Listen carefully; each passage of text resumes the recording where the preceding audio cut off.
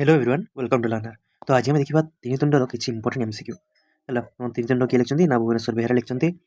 प्रथम एमसीक्यू देखीद शासन पद्धति मध्य क्यों शासन ही सर्वोत्कृष्ट क्यों शासन ना गणतंत्र शासन ही सर्वोत्कृष्ट क्यों मान द्वारा प्रचलित शासन ही गणतंत्र प्रधान और प्रकृत विशेष बोली कहुए क्यों मानकर ना गणकर है। गणतंत्र शासन लोक क्या शासन करते लोक निजक निजे शासन करते। केउं शासन रे शासक शासित एक अभिन्न केउं केउं शासन ना गणतंत्र शासन है। तापर हूँ 5 नंबर कौन कहे ना केउं शासन रे प्रभु किंबा दास शोषक किंबा शोषितर कल्पना न पारे केउं शासन ना गणतंत्र शासन है। तापर भारत सामाजिक न्यायर स्वरूप किपरि भारत में सामाजिक न्यायर स्वरूप किपरि ना लंकार हरिशब्द परी। तापर कुसंस्कारपूर्ण साधारण शिक्षा विहीन समाज रे केउं अधिकार चिलिका माछ परी स्वप्निल और दुष्प्राप्य कौन होइछे ना केउं अधिकार तुमर केउं अधिकार ना होछि व्यक्तिगत अधिकार तुमर राइट आंसर। तापर गणतंत्र जनतार शासन किपरि हेबा दरकार किपरि हेबा स्वाभाविक ना परोक्ष हेबा स्वाभाविक। गणतंत्र मेरुदंड कौन गणतंत्र मेरुदंड कौन ना लोक प्रतिनिधि मनोनयन है। यह होछि गणतंत्र मेरुदंड। शासन संबंधी ज्ञान रे सुशिक्षित भोटदाता माने कौन है उपयुक्त लोक प्रतिनिधि है उपयुक्त।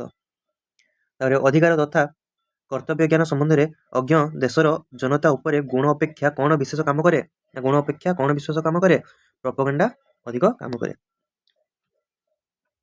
बिराड़ी वैष्णव माने शासन क्षमता पाइबा लोभरे कौन हेबाकू बाहरी पड़ती कौन होगा बाहरी पड़ती ना जनतार प्रतिनिधि होगा बाहरी पड़ती।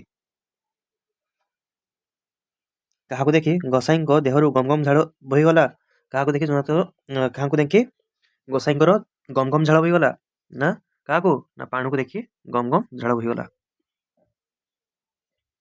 केते वर्ष न पुरिले तुमर बुद्धि हुए ना बोली गोसाई महाराज पाणु को कहते केते वर्ष ना 60 वर्ष। क्या देखी पुरोहित छाती रे पवन अटकी गला क्या देखी ना राधु को देखी पुरोहित छाती पवन अटकी गला। चारि हाथ ठेंगा धरी ठेंगा धरी विराटकाय पुरुष टिके ना चारि हाथ ठेंगा धरी विराटकाय पुरुष टी अगाधु। आज शिक्षित भोटदाता माने भोट देवाक कौन होती आज शिक्षित भोटदाता माने भोट देवाक कौन होती ना उदासीन होती। आज जनता जनार्दन कापरी अठ चाटी तराजु धरी प्रतिनिधि मानक अनाई रही तुमर दुई बिराड़ी परी अनाई रही। गणतंत्र शासन ही देश शासन एथिरे कौन सन्देह नहीं कौन शासन ना यह सब श्रेष्ठ शासन बोली सन्देह नहीं। गणतंत्र शासन रे आमर आज ए अवस्था किए दायी आज ए अवस्था किए दायी ना आम निजे ही दायी।